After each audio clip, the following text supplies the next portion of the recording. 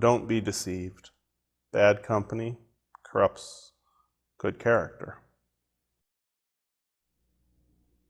Okay, as we read this one, it might sound like it's a very clear instruction that we need to be mindful of the company we keep and not have people around us who are not like us and who don't want to seek out God all the time and who believe differently than us and all this stuff. Make sure you surround yourself with people who are perfect so that you may be perfect too, and that's God's desire for your life.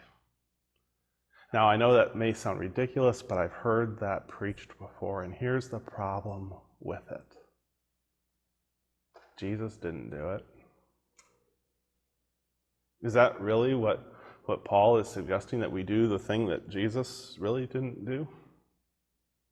Jesus spent time all the time with people who weren't of what we might call good character, right? I don't think that's what Paul's driving after.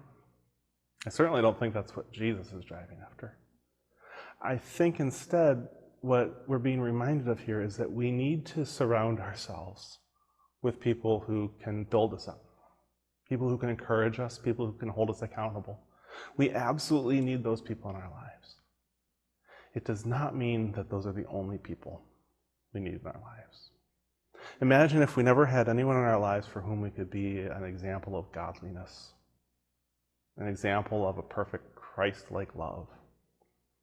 Imagine if we never met people who didn't share our values, who didn't share our love for Christ.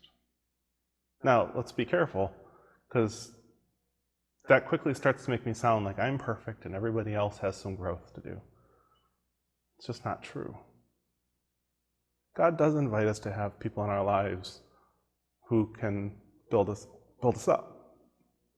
But God also invites us to make sure there are people in our lives who we can help build up, who we can be witnesses of God's love for. Now, we may not want to go around and labeling people. That's never a great idea. What we need to do is remember this. Wherever we are, whenever we are, and whomever we're with, are we sharing Christ's love through our actions, through our words, through the way we care for others? Maybe even through the way we're present with others. Make sure that we are surrounding ourselves with others.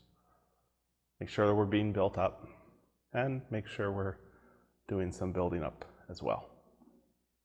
Amen.